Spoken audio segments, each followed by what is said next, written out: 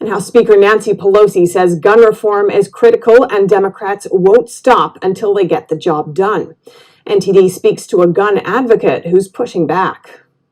Opponents of the new gun control legislation push back against the argument that stricter gun laws will lead to less violence and crime.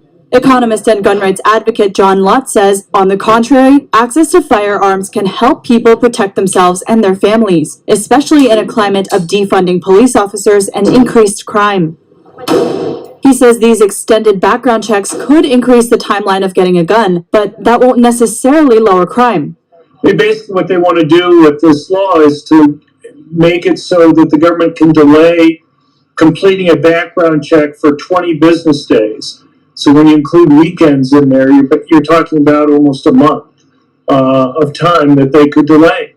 Lott says if the goal is to encourage background checks, law-abiding citizens shouldn't have to bear the entire burden.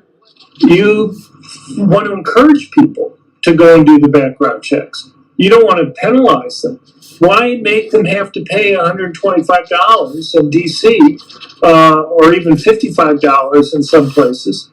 He says in D.C., each gun requires a background check. So if one person is approved to own a gun, they'd have to pay for a background check each time they want to purchase a new firearm. He notes stricter background checks meant millions of people have been denied gun ownership in error. Some law-abiding citizens were turned down for having a name similar to someone else with a criminal history.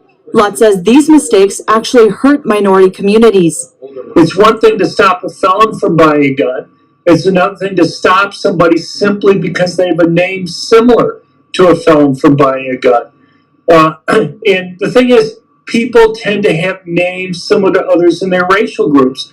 He says a solution would be to push government background checks to follow the same standards as private company background checks, which he says have fewer mistakes. Lott says if the filibuster remains, he doesn't think the bill will pass in the Senate.